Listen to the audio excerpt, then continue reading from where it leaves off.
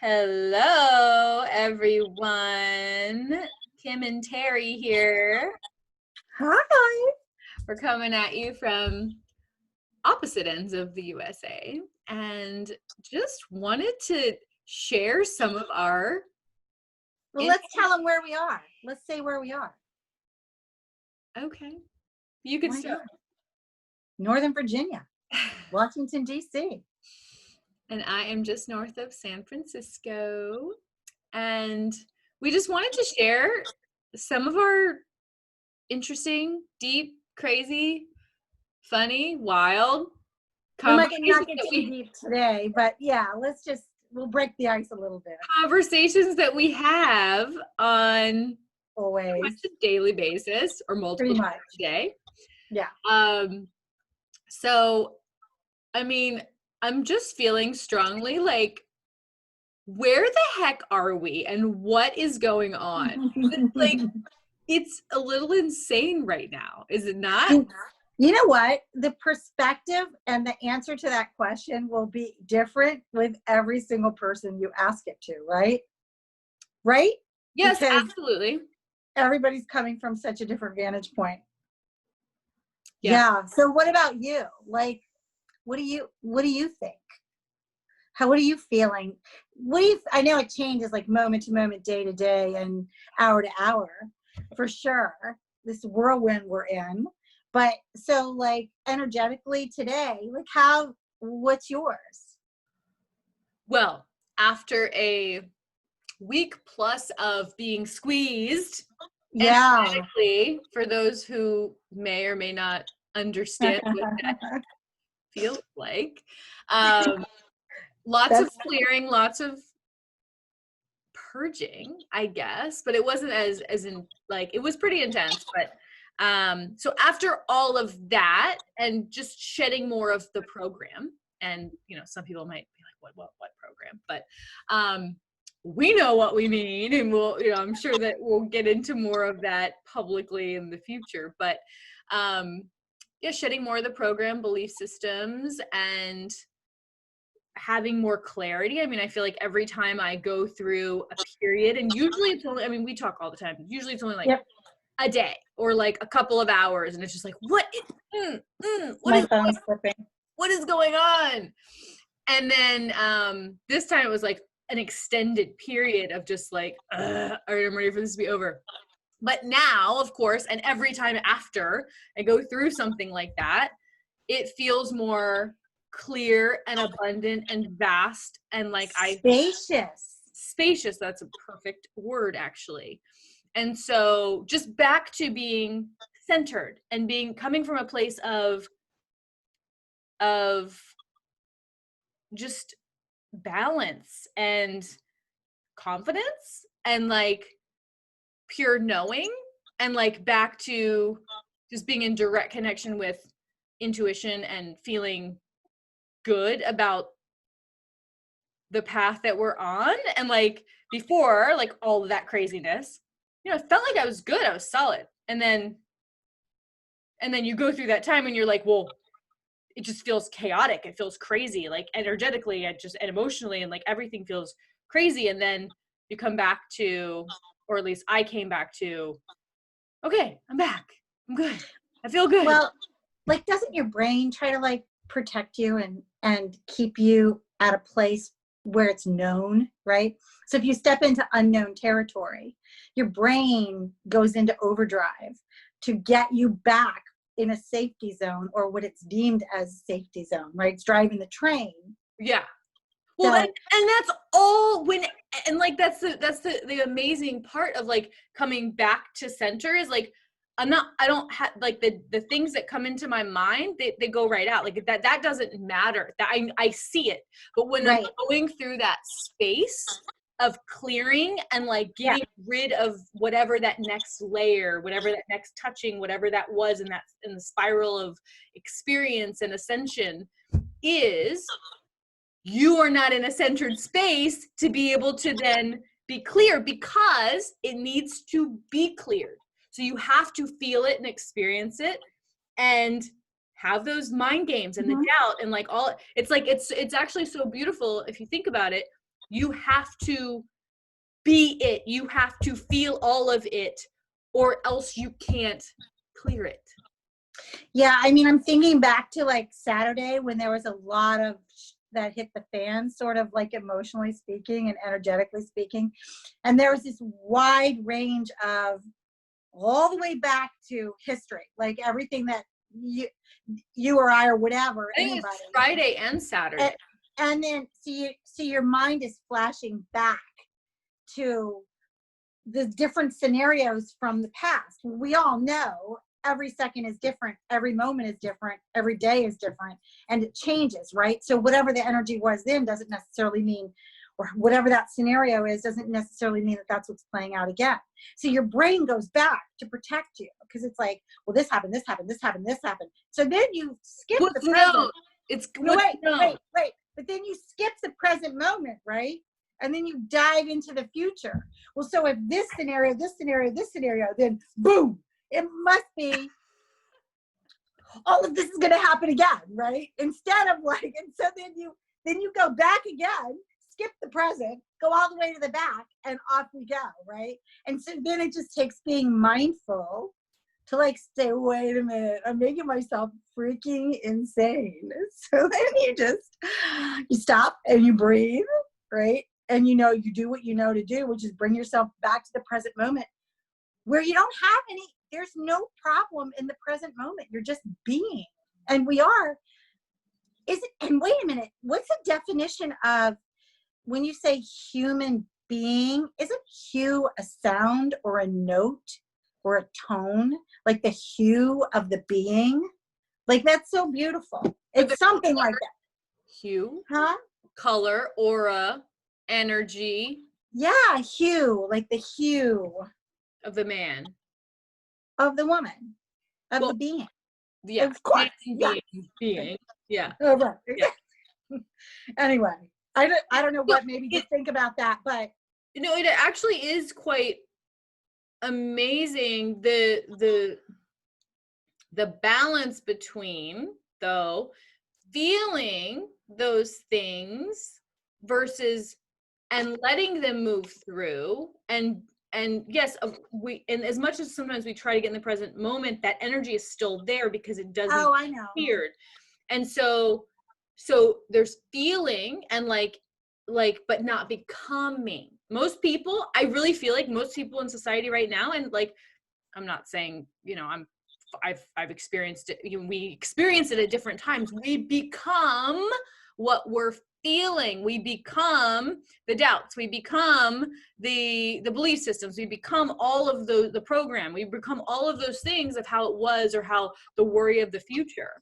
And so if in an effort to not become and make it a habitual pattern, that needs to be cleared. And so that's the beauty of knowing how to do that. And I'm very grateful that that I'm well practiced in all the shit, so I can then clear the shit. And it's really cool, this journey that we've been on. But what is, like, if we are experiencing this stuff, right? Everyone is experiencing it. Everyone's just experiencing it in different ways. And like, absolutely, what the is like happening in society right now has got to be, because we don't watch the news. Like, we don't really pay attention to what's going on. We energetically, we know what's going on. We can feel it. But like, what is happening, like, with people in society who are watching the news, which is not true. So they're afraid. There's a lot of fear.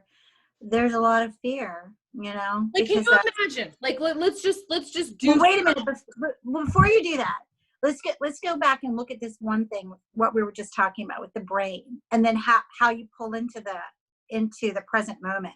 You shift your focus, don't you, from your brain activity and the protection to the heart, which is the pure love space, right?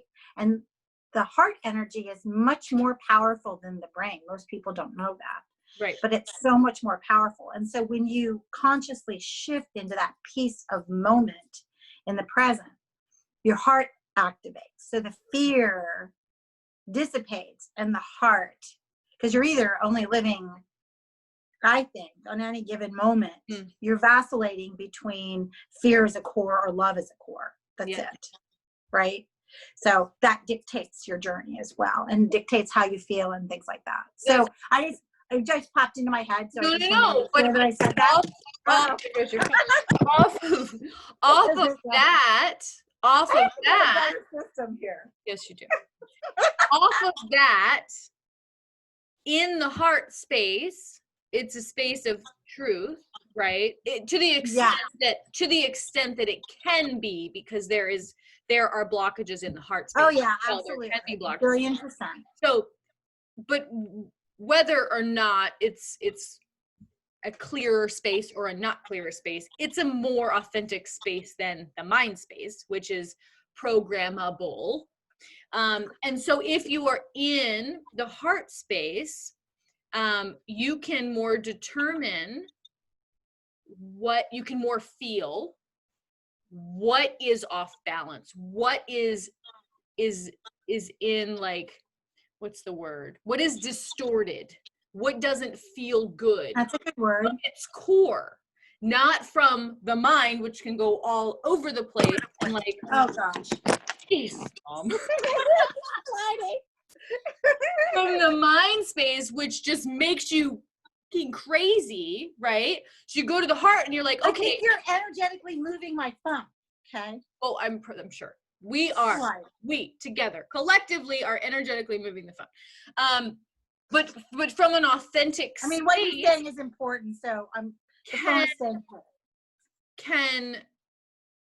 losing my train of thought. No, I'm not. From a more authentic space, can feel the core instead of the chaos, the core of what's going on, and then feel it and release it. And I think just off of, like, since we added to this, I think it's really important that people understand that release and release is helping to clear, and release is a very important part. And as a society, we have very much been taught to stay still, stay silent, don't cry. Like, how many times when I remember when I was a kid, like, you never did, but like, I remember we would be told, like, you're gonna get in trouble if you cry, if you don't stop crying, if you don't stop whining, if you don't stop like whatever, just be fine. Or like, and did we say mother and daughter? I said mom, your phone. So now people get, we're mother and daughter. Okay.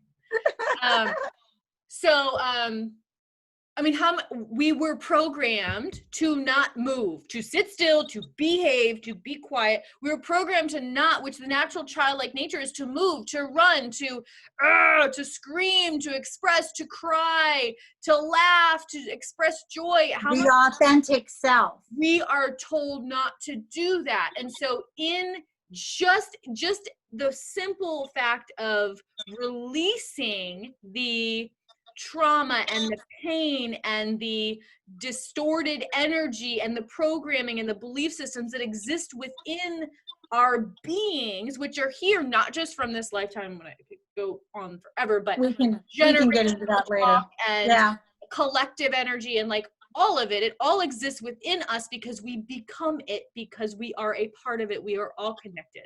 Right. And so just the simple act of doing exactly what your body feels. If your body wants to scream, scream. If you want, breathing is very important. Like, your breathing is hugely important.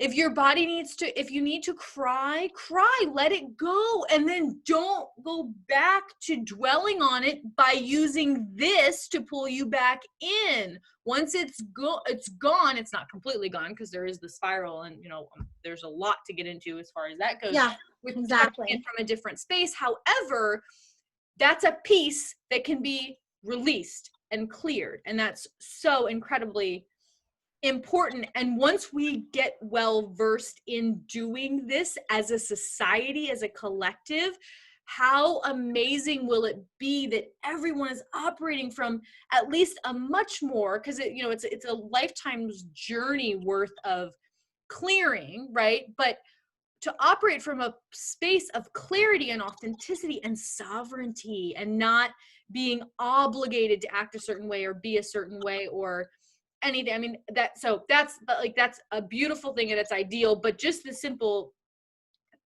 piece of moving, expressing, and paying attention and being conscious of that is extremely important and so powerful, because we know every time we go through something like that, it's like we know we're like it's effing sucks. Like sometimes it's like, ugh, I don't want to be feeling this, and then it moves through, and then when you come to that place of balance and clarity again after that, because our bodies never lie, they're telling us what needs to be done. They never lie.